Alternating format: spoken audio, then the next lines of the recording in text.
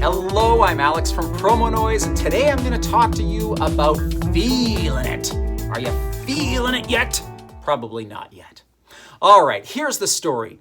When we talk about success, so many of us believe that it is formulaic. There is a path to success, meaning that we open a book, we learn what it has to say about our desired outcome, and we follow the procedures. If I do X and I do Y and I do Z, then that will spell success, right?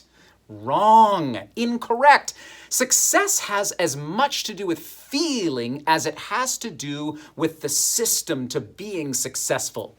Let me give you an example. If you're failing miserably at sales, you'll know exactly how it feels because your goal is to succeed. And if that's not happening, you know you're doing something incorrectly.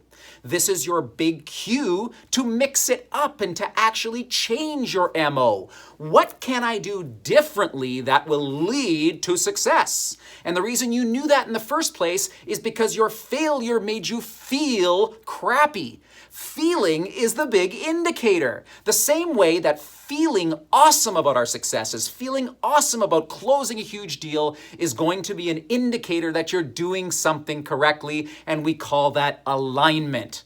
So, what do you do with that? When you feel success, when it feels awesome, you will replicate it. You will try it again, and you will hone that craft, and you will hone that system. And all those books I was telling you about, you don't have to burn them, you don't have to throw them away. There's lots of fantastic advice in these types of books, but you've gotta tie it to feeling. And I know managers can't stand this concept. Feeling, there's no place for that in business. Yeah, there is. It's actually all about feeling because at the root of every single success is relationship, right? If we're closing deals, it takes many people to tango. If we're accomplishing something great in business, it takes a team behind us.